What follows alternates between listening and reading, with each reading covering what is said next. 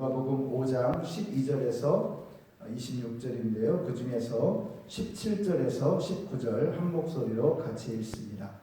하루는 가르치실 때에 갈릴리의 각 마을과 유대와 예루살렘에서 온 바리새인과 율법 교사들이 앉았는데 병을 고치는 주의 능력이 예수와 함께 하더라. 한 중풍병자를 사람들이 침상에 메고 와서 예수 앞에 들여놓고자 하였으나 무리 때문에 메고 들어갈 길을 얻지 못한지라. 지붕에 올라가 기와를 벗기고 병자를 침상째 무리 가운데로 예수 앞에 달아 내리니.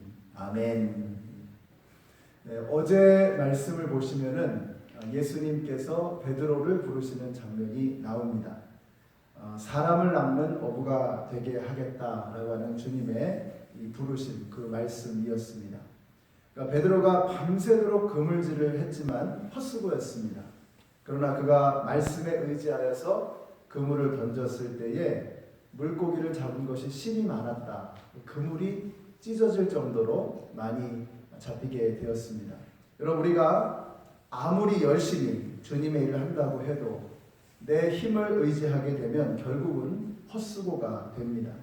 뭐가 좀 되는 것 같다가도 결국에는 허망하게 끝이 나버리게 되는 것이죠. 우리의 힘에 의지하게 될 때는 결국은 안 될 수밖에 없는 것입니다. 그러나 우리가 주님을 의지하게 될 때, 주님의 일을 하면서 주님을 의지하면서 주님의 일을 감당하게 될 때, 우리가 주님의 말씀에 의지하여 맡겨주신 사역을 감당하게 될 때, 여러분, 우리의 그물이 찢어질 만큼 그렇게 풍성한 결실을 맺게 될 줄로 믿습니다. 우리 성도님들이 보면 참 열심히 하십니다.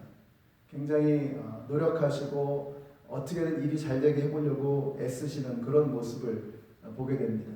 그래서 우리는 스스로를 돌아보아야 합니다. 내가 내 경험이나 내 지식이나 내 실력에 의지해서 주님이 맡겨주신 일을 하려고 했던 것은 아닌지, 우리가 이제 새해가 밝았으니까 올해는 우리가 한번 해보면 좋겠습니다.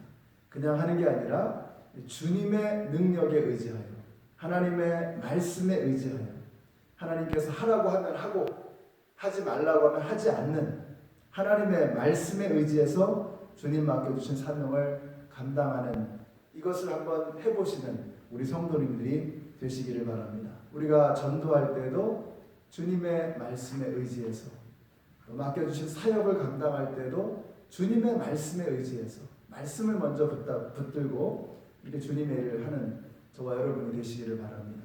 지난 주일에도 말씀드린 것처럼 저는 우리가 주님의 말씀에 의지하며 우리의 삶을 살아가는 가장 좋은 방법이 뭐냐? 저는 새벽 기도회가 참 좋습니다. 제가 새벽에 나오는 것이 쉬운 일이 아니지만 저에게는, 그러나 새벽 시간이 너무나 소중합니다. 왜냐하면 우리가 사람들을 만나기 전에 먼저 하나님을 만나고 세상의 일들을 처리하기 전에 먼저 하나님의 말씀을 대하는 이 우선순위, 인생의 우선순위가 딱 정해지면 그 인생은 달라질 수밖에 없는 거예요. 베드로가 주님의 말씀에 의지해서 자신에게 맡겨져 있는 일을 감당하게 될 때 그를 통해서 놀라운 일들이 일어났던 것처럼 우리 연합장로교회 성도님들이 다른 거 말고 먼저 주님의 말씀에 집중하고 말씀에 의지하고 먼저 하나님을 만나는 일에 초점을 맞추셔서 우리가 주님께서 맡겨주신 일들을 풍성한 열매와 함께 결실과 함께 마무리하시는 올 한 해가 되시기를 우리 예수님의 이름으로 축원합니다. 그리고 나서 베드로에게 사람을 낚는 어부가 되라 라고 말씀을 하시는 거예요. 자, 그런데 사람을 낚는 어부가 되라고 말씀하셨는데 우리 예수님께서 가르쳐 주시는 방법은 뭐냐? 보여주시는 겁니다. 이렇게 하면 된다라고 보여주시는 거예요. 자, 사람을 낚는 어부가 되라 하고서 너희들이 알아서 해. 이러면 굉장히 막연하죠. 근데 우리 예수님께서는 사람을 낚는 어부가 되라고 하시면서 이렇게 하면 된다라고 오늘 말씀에서 보여주시는 거예요. 오늘 두 가지를 말씀하고 있습니다. 첫째는 손으로 만져야 한다는 것입니다. 우리가 사람을 낚는 어부, 영혼을 구원하는 사람들이 되려면 우리의 손을 움직여야 됩니다. 우리의 손을 대야 되는 거예요. 그래서 오늘 보시면은 5장 12절부터 26절까지의 말씀인데요. 12절부터 나오는 첫 번째 내용이 뭐냐면 나병 들린 사람을 손을 대어서 고치시는 겁니다. 이거 생각해 보세요. 예수님은 굳이 손을 대지 않으셔도 나병쯤은 그냥 쉽게 고치실 수 있는 거예요. 그런데 굳이 손을 대서 나병 환자를 고치시는 겁니다. 나병 환자에게 손을 대는 것은 금기시 되는 일이었죠. 왜냐하면 나병 환자는 부정한 사람이고 부정한 사람을 만지면 나도 부정해지는 거거든요. 그래서 나병 환자에게 손을 대는 일은 아마 거의 없었을 것입니다. 가족이라고 하더라도 그렇게는 안 했을 거예요. 그래서 가족과도 헤어지고 친구들과도 헤어져서 저 멀리 외딴 곳에서 살아가는 것이 나병 환자들이 아니었겠습니까? 근데 예수님께서 그 나병 환자에게 손을 대어서 고치시는 거예요.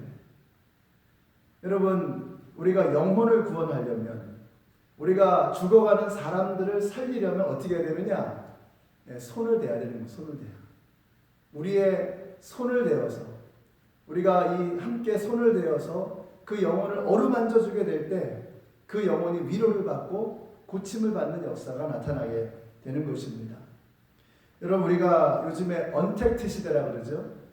컨택을 하지 않는, 그래서 가급적이면 사람들 접촉하는 거. 예전에는 사람들이 지나가도 이렇게 불편하지 않은데 요즘에는 사람들이 가까이 지나가면 몸을 움츠리게 되죠.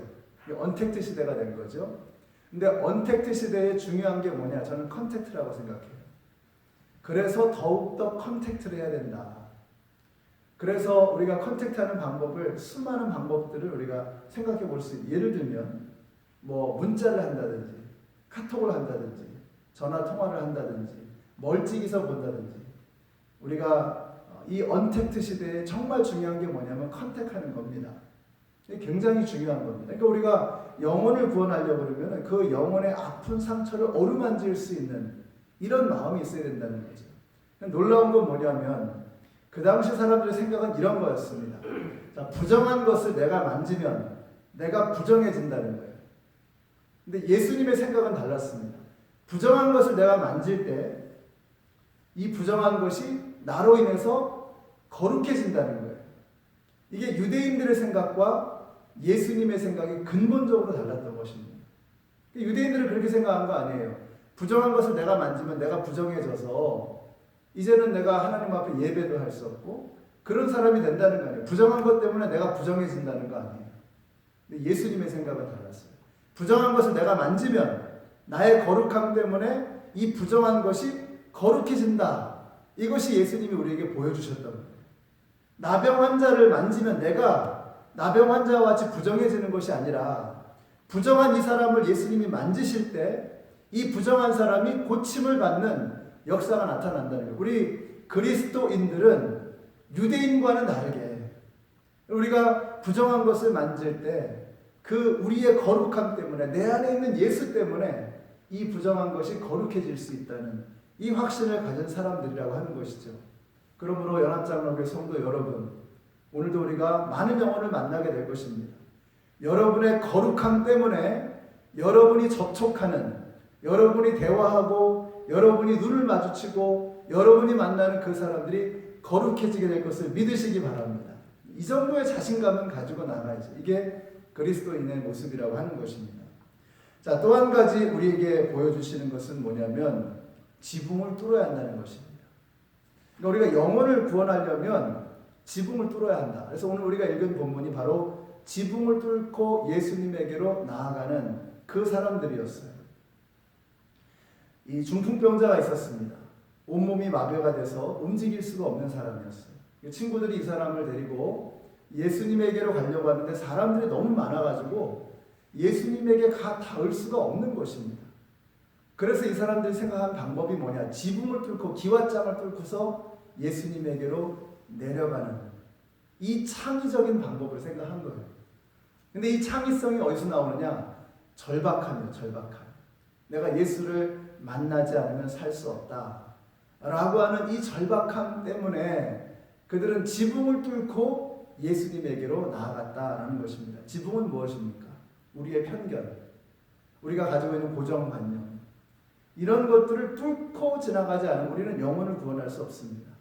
우리 연합장로교회가 사람을 살리는 교회, 영혼을 구원하는 교회, 예수 안 믿는 사람을 예수 믿도록 전도하는 교회가 되려면 고정관념에 사로잡혀서는 안 되는 거예요. 아, 이대로 좋다, 이대로 충분하다, 이렇게만 하면 돼 라고 생각하는 순간 우리는 더 이상 영혼들에게 다가갈 수 없는 그런 교회가 되고 마는 것입니다. 이 사람들은 절박했어요. 예수님을 만나지 않으면 소망이 없다, 예수님에게로 어떻게든 나아가야 된다는 이 절박함이 있었기 때문에 그들은 지붕을 뚫고 예수님에게로 나아갔다는 거예요. 우리가 어떻게 하면 사람을 낳는 어부가 될 수 있느냐? 지붕을 뚫어야 된다는 거예요. 우리가 이미 가지고 있는 고정관념, 이미 가지고 있는 편견, 이대로만 하면 돼 라고 우리가 안주하는 순간 우리는 세상에 뒤처지게 되고 정말 영혼을 구원할 수 있는 그런 절박한 교회가 되지 못하는 것입니다. 우리 연합장로교회 성도들 여러분 한 분 한 분 세상에 나가셔서 사람들을 대하실 때 우리가 가지고 있는 고정관념을 떨쳐버리셔야 돼요. 이런 것도 고정관념이죠. 아, 저 사람은 아무리 전도해도 예수 안 믿을 거야. 우리 생각이고요. 하나님의 계획은 내 생각과는 전혀 다를 수 있습니다. 정말로 예수 안 믿을 것 같은데 의외로 아주 쉽게 예수를 믿는 사람이 있습니다. 반면에 또 이 사람은 정말 금방 예수 믿을 것 같은데 아무리 전도를 해도 씨가 안 먹히는 그런 사람도 있더라고요.